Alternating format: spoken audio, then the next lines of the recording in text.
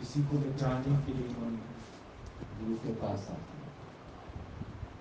क्योंकि जब तक देह का भाव, देह अध्यास, जीव भाव मिटेगा नहीं, तब तक तुम उस आत्म आनंद की प्राप्ति नहीं कर सकते। भगवान मिलेगा भी से, तुमसे पूछेगा भी से, पर एक्चुअल में भगवान का तुमसे पूछने का यही ध्येय था कि तुम मेरे से एक होना चाहते हो या अभी भी तुम्हारा मन द्वैत में फंसा हुआ है। तभी भक्त की वाणी से पता लगा, क्योंकि भक्ति तो उसको है नहीं। असल जो भक्ति है वो बिना सत्संग के तो नहीं हो सकती। चाहे कितने कर्म कांड, पूजा पाठ, व्रत, नियम, यज्ञ, धर्म, शिक्षा कुछ भी तुम ले लो, पर बिना सत्संग के भक्ति तो नहीं हो पाएगी। जब तक तुम्हारे जीवन में सत्संग नहीं है, तो तुम ये तो बिल्कुल पक्का कर लो कि जो भी तुमसे हो रहा है वो द्वैत की वजह से। तो जैसे ही द्वैत खत्म होता है, वैसे ही तुम समझना कि अब तुम्हारी नजर में कोई दूसरा है ही नहीं। और जो कोई दूसरा नहीं है तो भगवान ही भगवान है। बिना सत्संग के जो हम लोग जिसको भक्ति समझते थे, उसे होता क्या था? ये परिस्थितियां हमारे अनुकूल हैं तो हम पूजा कर लेते थे, आरती कर लेते थे। और परिस्थितियां अगर हमारे अनुकूल नहीं है तो हम पूजा कहां कर पाते? भगवान से सच्चा प्रेम कहां कर पाते? आखिरकार फिर हम लोग माया की याचना करते थे, माया की बात करते थे। तो जब से ये सत्संग मिला, जब से जीवन में सत्संग आया, तो गुरु ने पहले पहले तुम्हारा द्वैत खत्म किया। शरीर का जो तुमको ये एक अभिमान होता है, गुरु इसको खत्म करता है। क्योंकि तुम शरीर को मान के और भक्ति करते थे, तो हर समय कुछ ना कुछ द्वैत भावना के कारण इस चेंजेबल माया के लिए कोई ना कोई संकल्प करते रहते थे। और जब तुम्हारे जीवन में सत्संग आया, तो तुमको एक विश्वास हो गया कि चेंजेबल माया के लिए कोई संकल्प नहीं करना। जैसे कबीर को पालकी लेने आई, तो कबीर ने एक ही प्रश्न पूछा कि तुम्हारे राजा के महल में सत्संग होता है? तो उन्होंने कहा भी वहां तुमको अच्छा अच्छा डांस देखने को मिलेगा, अच्छा अच्छा खाना देखने को मिलेगा, खाने को मिलेगा, अच्छे वस्त्र आभूषण मिल जाएंगे तुमको। बोला नहीं, मैं पूछ रहा हूं कि तुम एक बात बताओ कि वहां पर साध संगत होती है, सत्संग मिलेगा नहीं आपको? कहता जी वहां सत्संग तो मिलेगा नहीं आपको। बोला तो जो तुम मुझे देना चाह रहे हो ये तो सारे चेंजेबल, हमेशा वस्त्र रहेंगे नहीं, हमेशा धन पदार्थ रहेगा नहीं, जमीन जायदाद रहेगी, ये सब मुझको नहीं चाहिए। मुझे तो साध संगत चाहिए, क्योंकि साध संगत के मिलते ही मन भक्ति में डूबा रहेगा। और जिसका हृदय भक्ति में डूबा रहता है, उसका ध्यान नश्वर पदार्थों में नहीं जाता,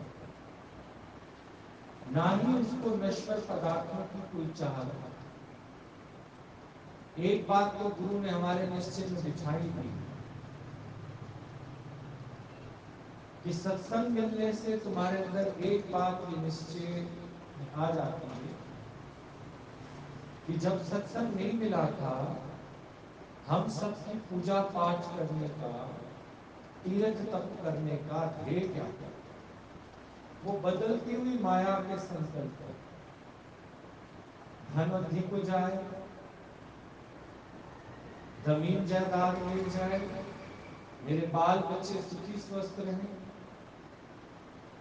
हर समय तुम देखो अंदर में उस नश्वर संसार के कुछ माया के ही संकल्प चलते रहते, कभी भी भगवान का चिंतन नहीं चलता। तो आप उसको अगर भक्ति समझते हो तो भक्ति नहीं थी। भक्ति का मतलब है जुड़ जाना, ऐसे जुड़ना कि समा कैसा भी क्यों ना आए, परिस्थितियां कैसी भी क्यों ना आए, उनके अंदर तुम्हारी स्थिरता बनी रहनी। स्थिरता से ही परमात्मा का दीदार होता है। स्थिरता नहीं है तुम्हारे अंदर तो कोई भी तुम्हारे को कोई शब्द बोल के, कोई तुम्हारे अंदर लालच पैदा करके, कोई भी किसी भी तरह से तुमको फिर माया के रास्ते लगाता। पर 84 लाख योनियों के अंदर क्या तुमको माया ने सुख दिया? सोचते थे माया तो तब भी थी। इन 84 लाख योनियों में तुमने माया के लिए बहुत संकल्प विकल्प किए, और ये जो मानुष देह मिली है, इसमें तुमको इतना ही पुरुषार्थ करना है कि मन यदि माया में जाए, इसको फिर वहां से हटा। ये पुरुषार्थ की तेरे को करना है। गुरु भले ही तुमको ज्ञान देता है, गुरु भले ही तुम्हारा अज्ञान निवृत्त करता है, पर ज्ञान का टिके रहना ये किसका पुरुषार्थ? इस पर स्थिरता बनी रहेगी किसका पुरुषार्थ? आज कबीर की स्थिरता को देखा होगा, तो राजा ने उसके लिए पालकी बेची। जब तुम्हारे जीवन में सत्संग की स्थिरता आ जाती है, तभी तुम्हारे पास माया स्वांग रच के आती है, तुम्हारी स्थिरता को चेक करती है कि तुम्हारा मन डावाडोल होता है कि नहीं। सारे आइटम्स उसको गिनवा दिए। राजा की सभा में तेरे को ये भी मिलेगा, ये भी मिलेगा, ये भी मिलेगा, ये भी मिलेगा। ये सब चाहते थे हम, पर कब? जब जीवन में सत्संग नहीं था, सच नहीं पता था, तो किन वस्तुओं के पीछे भागते रहते थे, किन पदार्थों के पीछे भागते रहते, किन व्यक्तियों को पाने की कोशिश करते। आखिरकार दूसरा देख के अपना ही बेड़ा गर्क करते थे। जब भगवान ने पूछा कि अगर मैं तुम्हें मांगने के लिए कहूं तो तुम क्या मांगोगे? क्या मांगो तेरी वैकुंठ से? कुछ भी तो थिर नहीं। अगर ये इतनी भी समझ तुमको है, तो भगवान भी अगर तुमको ऑफर करे तो भी भगवान को कहे जो स्थिर है वो दे, क्योंकि जो तूने बनाया है वो तो सब चलनहार है, सब बदलने वाला, इसमें से कुछ भी स्थिर रहने वाला नहीं। और फिर वक्त अनुसार, समय अनुसार तुमको आपे ही ये मिल जाएगा। इसके लिए क्या पुरुषार्थ करना? पुरुषार्थ तो करना है प्रभु प्राप्ति कि मानस देही जो है ये प्रभु प्राप्ति की है, इसके लिए पुरुषार्थ। और ये बिना गुरु के नहीं हो सकता, क्योंकि हमें जगाएगा कौन, समझ कौन देगा, बताएगा कौन? बिना समझ के, बिना ज्ञान के, बिना सत्संग के हमारा विवेक जागा ही नहीं। और किस किस की डिमांड करता है? देखिए, पहले जब तुमसे बात करने का समय मिलता था या किसी पंडित भंडारे के पास तुम जाते थे तो वहां क्या बात करते थे? ये एक बात बताओ, हमारा बिजनेस काफी समय से नहीं चलता तो किसी ने बांध तो नहीं दिया बिजनेस? ये विचार चलते थे। हमारे घर में पैसा रुकता नहीं, बरकत ही नहीं होती। तो कहीं ऐसा तो नहीं किसी ने कुछ कर दिया हमारे घर? ये मूल विचार, अज्ञान के विचार ही हमारे अंदर चलते थे। स्थिरता ना होने के कारण, सत्संग ना होने के कारण विवेक नहीं था। बिना सत्संग विवेक ना हो। पर जब सत्संग आया तो गुरु ने एक ही बात समझाई, एक ही बात, ज्यादा लंबा चौड़ा ज्ञान नहीं, कि तू अपना मन सब और से हटा के, हे अर्जुन तू मेरी शरण ले, तू मेरी शरण। अब इतना तो सारे पढ़ते हैं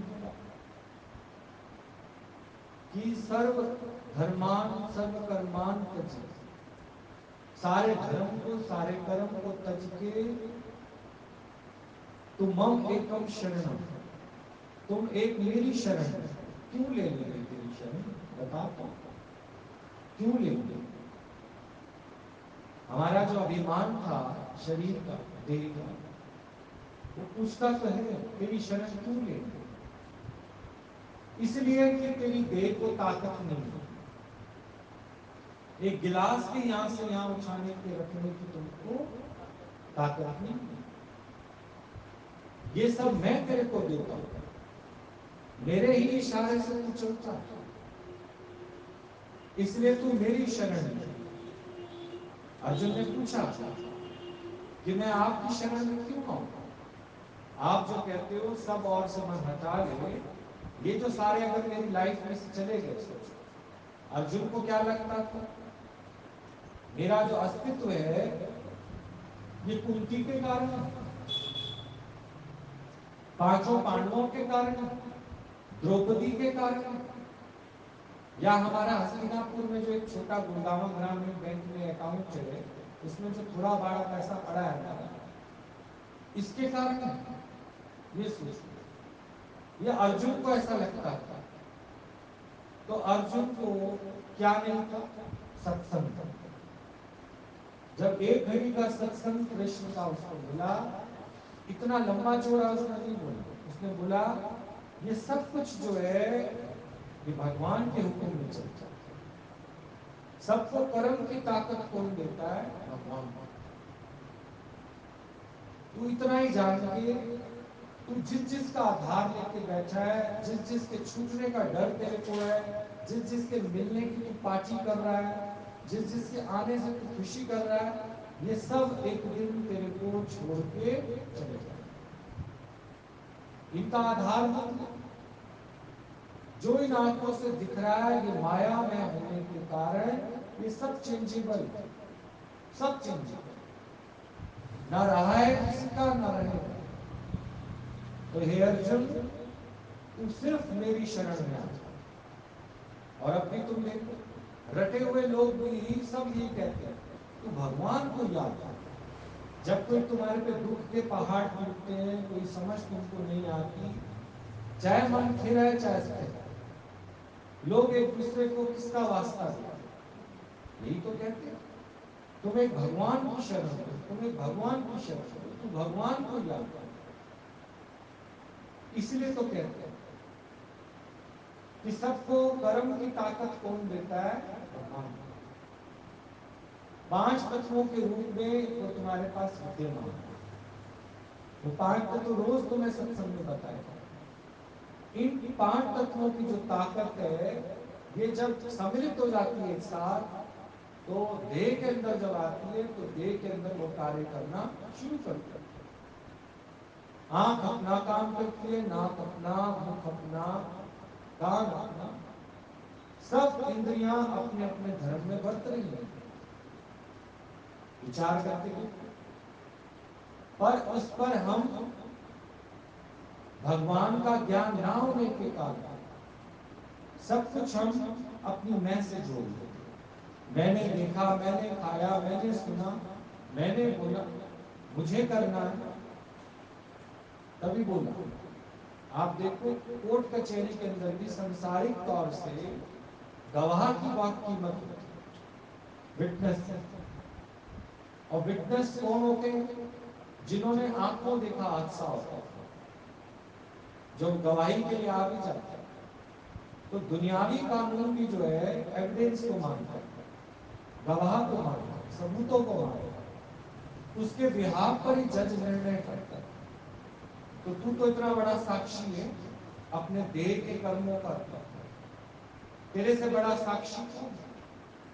आत्मा से बड़ा भी कोई साक्षी है? बता दो। आत्मा स्वयं साक्षी है, दृष्टा है। तोरा मन दर्पण कहलाए, भले बुरे सारे कर्मों को देखे और दिखाई देता है कि नहीं? ज्ञान के बाद तो तुम्हें और भी दिखाई देता है कि जो भी इस देह से हो रहा है, इसको कर्म करने की ताकत कौन दे रहा है? जब से हमने भगवान की शरण ली, ये बात समझा। इतनी बात समझते ही तुम्हारा द्वैत क्या हो जाएगा? फिर क्या कभी भूल से भी सपन में भी तुमको दूसरा दिखाई दे? फिर क्या कभी ये बोलो, अगर तुम्हें ये ऑफर दे दी जाए कि तुझसे ज्यादा जितना तू डिमांड करेगा, तेरे से डबल मैं तेरे पड़ोसी को दूंगा। आखिरकार आप देखो, ईर्ष्या भाव होने के कारण, द्वेष भाव होने के कारण हमने अपनी एक आंख खुलवा ली, तो नुकसान किसका होगा? अपना। अपना नुकसान करके तुम किसी का नुकसान कर सकते। और यदि तुम अपने आत्म शक्ति का सदुपयोग करो, जिस कार्य के लिए तुम आए हो, उस कार्य से सत्य भावना से तुम जुड़। भक्ति का दूसरा नाम है जुड़ना, मुड़ना। जो मुड़ गया सो जुड़ गया। कदम कदम पर तुमको मन को मोड़ना। किस बात से? इसको क्या समझ के लिए कि जिन वस्तुओं के पीछे तुम भाग दौड़ कर रहे हो, भटक रहे हो, जिन वस्तुओं को तुम अपना बनाना चाह रहे हो, आखिरकार ये सब चिंतित। झूठ तो नहीं कह सकते ये झूठ है, क्योंकि दिखाई देती, पर परिवर्तनशील। कब तक रहेंगे तेरे पास? कब तक? सदा न संग सहेलियां, सदा न काला केश। सदा से आप देखो, आपके वो यार दोस्त मित्रगण नहीं रहते। सदा न संग सहेलियां, सदा न काला केश। केश भी आप देखो काले नहीं रहते, सदा न काला केश। सदा न इस जग जीना। कौन से जग में? जो तुमको आंखों से दिखता है।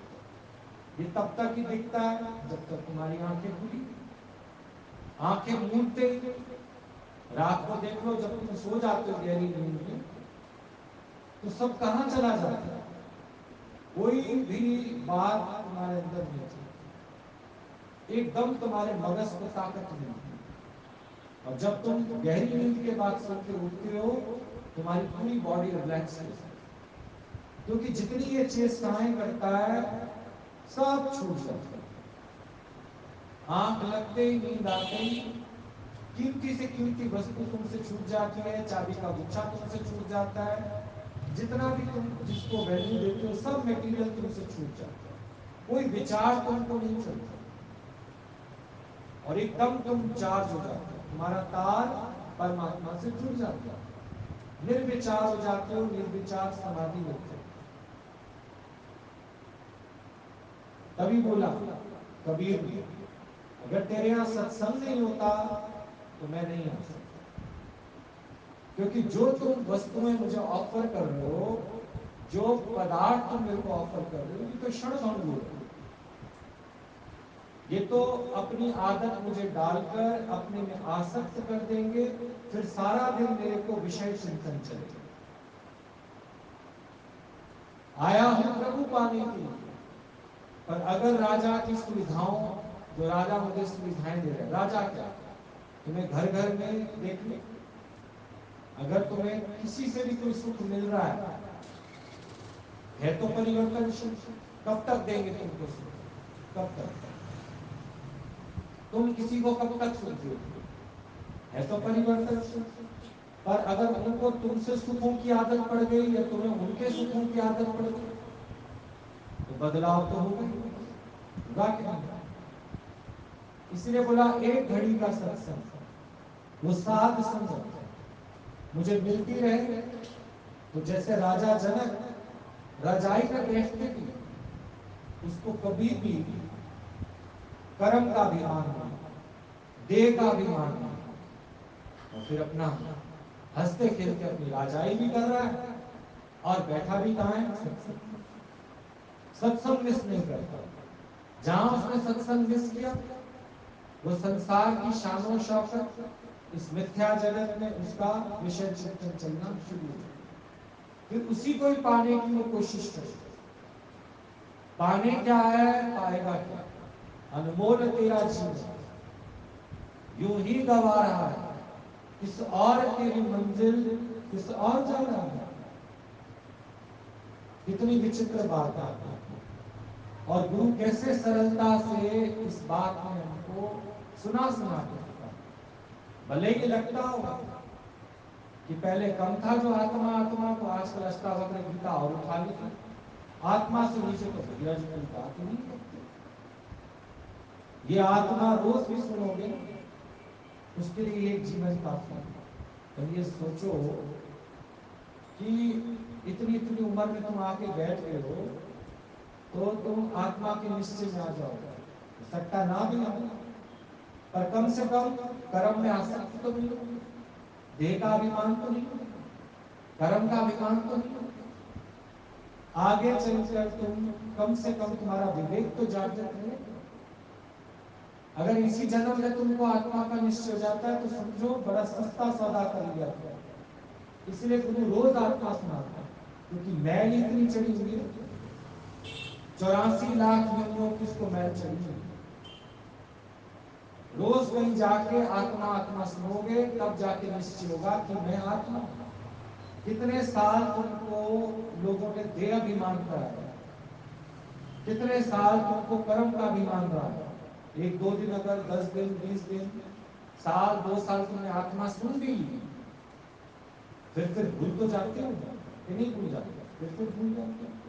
इसलिए गुरु रोज तुमको सुनाता, रोज, कि तू ये दे, तू आत्मा है, तू ये दे नहीं। भले संशय होगा, पर जब तुम्हारे कर्म को निरासक्त भाव से कोई देखेगा, उसमें फल की चाहना कोई नहीं देखेगा, तुम्हारी निष्काम भक्ति से, तुम्हारी प्रसन्नचित्ता से भगवान अति शीघ्र तुमको मिलेगा। भगवान मन स्थिरता, कि जो राह हमने चुनी है, इस पर अब नफा हो या नुकसान, लगन तुमसे लगा बैठे, जो होगा देखा जाएगा। कितना आप देखो सत्संग का लाभ, पर मिलेगा किसको? श्रद्धावान। श्रद्धावान लगते। राजा जनक को अगर ये ज्ञान मिला है और उसने इतने अनुभव से कहा कि माया मां छवि हम जान, और आज सुबह भी राजा जनक ने एक बात कही कि देखो बाहर है तो सब कुछ वही, लोग भी वही, और ये जो सामान है, राजाई, ये सब कुछ वही है। पर अष्टावक्र जी ने, आपने जो है केवल मेरी दृष्टि को बदल दिया। पहले लगता था मैं करता हूं, और आपने जो मुझे दृष्टि दी है, अब लगता है सब कुछ कौन कर रहा है? भगवान। केवल गुरु ने मेरी क्या बदल दी? नजर। नजर बदली तो नजारा खुद ब खुद बदल। आज सब काम वही हो रहे हैं, पर मेरे को कर्म में आसक्ति नहीं है। मैं कहीं भी बैठा था, भोजन भी कर रहा होता था तो लगता अभी उठ के फटाफट ये काम कर, तो भोजन का पोषण भी मुझे नहीं मिलता। इतनी कर्मों में आसक्ति थी। जितनी आसक्ति तुमने कर्मों में रखी, अब उससे भी कई गुना ज्यादा आसक्ति तुम भगवान में हो, क्योंकि क्या पाने आए हो? भगवान। कर्म में आसक्ति देह अभिमान के कारण, और देह अभिमान पर रोज कौन चोट करता है? और जो तुम्हारे कर्म प्राण, देखो तुम्हें उनके शब्द लगते हैं कि नहीं लगते? तुम्हें उनकी बात असर करती है कि नहीं? अगर नहीं असर करती, उनके शब्द भी नहीं असर करते, तो समझ जाओ जैसे सांप अपनी केचुअल उतारता है, पलट के नहीं देखता। तुम्हारे भी देह अध्यास की केचुअल उतरती जाएगी, फिर किसने उसको उठाई, कौन ले गया, तुम्हारे अंदर ये भी विचार नहीं चलेगा कि हम अगर सबके मरणों पे ना जाएं तो हमारी डेड बॉडी कौन होगी। सांप को कभी अपनी केचुअल में आसक्ति नहीं होती। अरे जब तुम इसमें से निकल ही जाओगे, फिर तेरा शरीर से क्या लेना देना है? इसको कौन उठाए, इसको पानी में डाले, गंदे नाले में डाले, या तपती भट्टी पे रखे इसको, फिर जो भी करे इसका। जब तुमने मान ही लिया कि ये देह में नहीं, मैं वो सत्य स्वरूप, तो फिर मन इसमें जाएगा। और ज्ञानी को हमेशा संशय की दृष्टि से देखा जाता। सुखदेव मुनि आए और राजा जनक को कहने लगे, राजा जी मैंने आपके बारे में सुना, पर मेरे को लगता है कि इतनी सारी राजाई के बीच में बैठ के कैसे तुमको उसका चिंता नहीं चिंता होगा। तुम भी तो पूछते हो, ये बात तो पूछते हो, हाउ इट इज पॉसिबल, ये कैसे पॉसिबल हो सकता है कि घर बार बाल बच्चा इनका चिंतन हो ही, क्योंकि तुम्हारे पास कोई ऑब्जेक्ट नहीं है तो चिंतन होगा नहीं। तुम्हारा ईश्वर से प्रेम नहीं है, तुम्हारे दिल में परमात्मा बसा नहीं है, इसलिए तुमको बार बार चिंतन किसका होता है? अपने कर्ता भाव का, मुझे करना है, मुझे दिखते हैं सारे। राजा जनक ने बोला ऐसा है कि इसका जवाब तो तुमको बाद में देंगे। ऐसा करो, पहले जाके तुम मेरी पूरी नगरी घूमो, क्योंकि जब से मैंने ये इलेक्शन जीता है ना इस बार का, तो मैंने बड़ी सारी इसके अंदर फैसिलिटीज कर दी, स्मार्ट सिटीज बना दिया गुड़गांव को, ये मेट्रो आ गई, अभी केरला पे भी मेट्रो आ जाएगी, तो जाओ सारा ये देखा होगा, बड़ा अच्छा हो गया हमारा ये राज्य।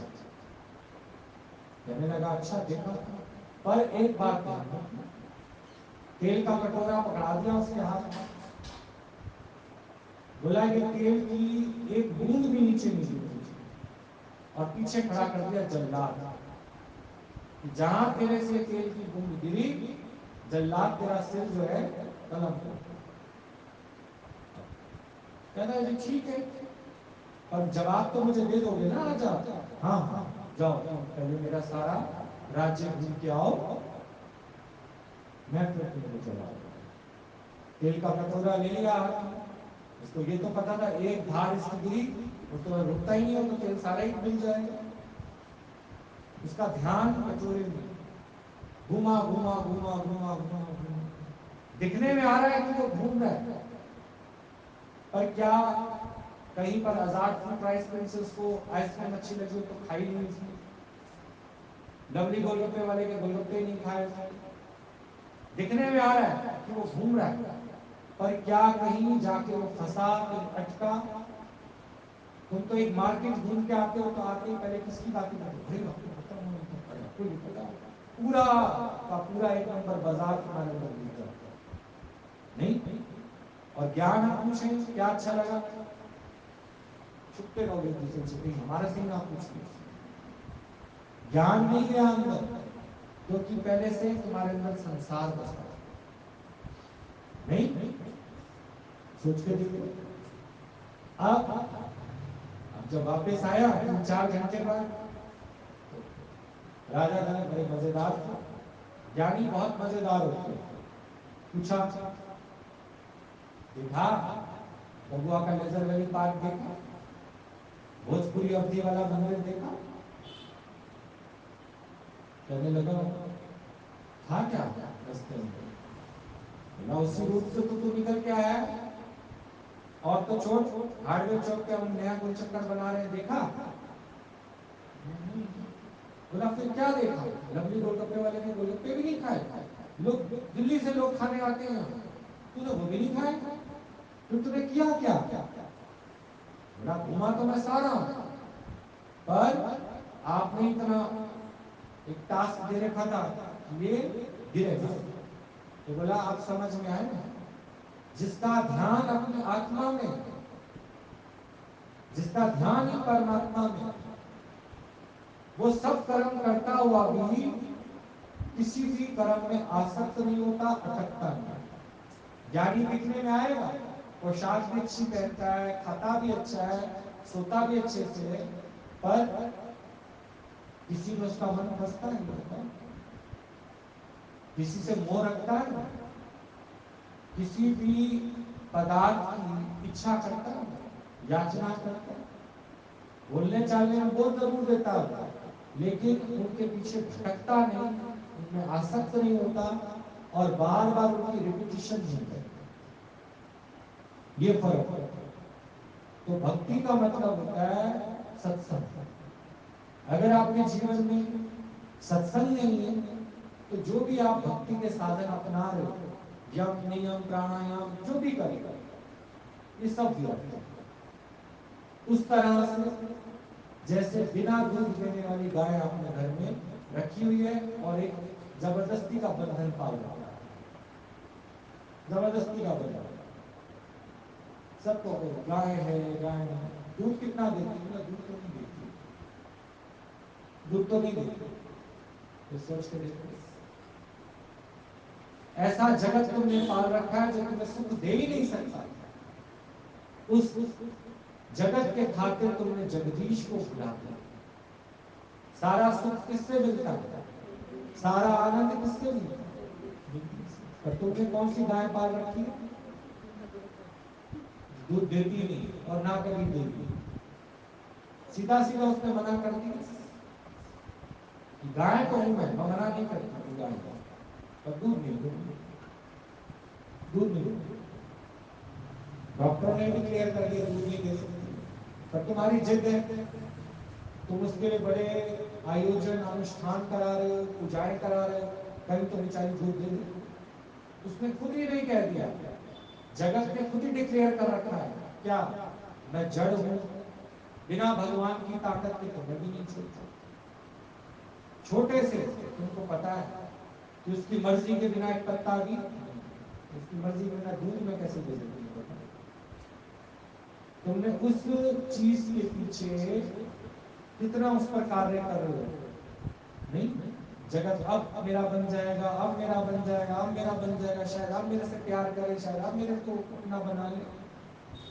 तो भगवान को गलत साबित करने पे लगे, पर भगवान कभी गलत नहीं। इसीलिए गुरबाणी में रोज सुनते हो, आदि सत्य जुगाद सत्य है भी सत्य नानक होसी। उस सत्य परमात्मा की शरण में। इसलिए अर्जुन को बोला, अर्जुन तू उन गायों को खरीद खरीद के ला रहा है, दिमाग में वो चला रहा है जिन्होंने दूध नहीं दिया। तू उस व्यक्ति को अपना सारा बिजनेस देके जा रहा है, बिठा रहा है दुकान पे, जिसने सारा व्यर्थ कर दिया, उसका इंटरेस्ट ही नहीं है भाई, तुम उसके ऊपर वो सारी जिम्मेदारी डाल रहे हो। समझ गए? या तो पहले उसको काबिल बनाओ, अनुभवी बनाओ, तब तो डालो उसको परेशान, नहीं तो देखो लाख को भी खाक कर देगा और तुम पर ही बात डालेगा। मैंने कहा था आपने कहा था, आपने कहा था ये करूंगा, मैंने तो आपको बोला। हमारी आसक्ति के कारण हम ये लादने की कोशिश करते हैं, शायद आप दे दें, शायद ये आप दे दें। जो तुम्हारे अंदर एक इच्छा भावना है, उससे तुम फिर जगत में फंसते हो, अटकते हो। और माया मां छगु, राजा जनक ने कहा सुबह बोल दिए कि सब कुछ एज इट इज है, लेकिन मेरे विचार बदल गए, मेरा दृष्टिकोण बदल गया। किसने? मेरे गुरु। एक घड़ी का सत्संग है, नफरत नहीं है किसी से मेरी, न राग न द्वेष, और ये समझ आ गया कि बिन परमात्मा बिन सत्संग विवेक न हो। ठीक? क्या समझ में? क्या समझ में? क्या समझ में? क्या समझ में? क्या समझ में? यजामहे सुगन्धिं पुष्टिवर्धनम्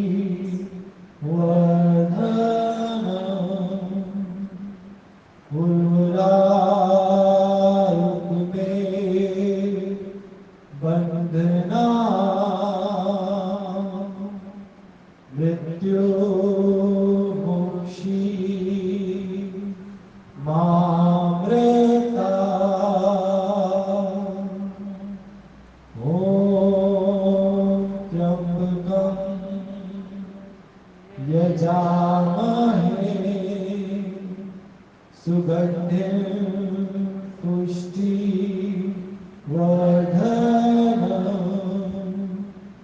उर्वरारुक्मे बन्धनान्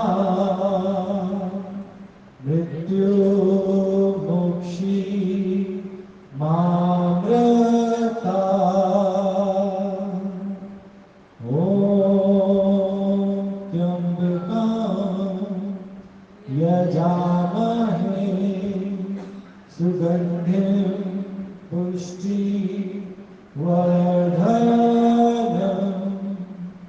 उर्वरारुक्मे बन्धनान्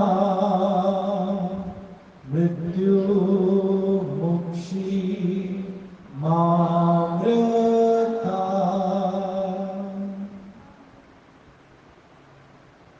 शिव ध्वनि के लिए नासिका से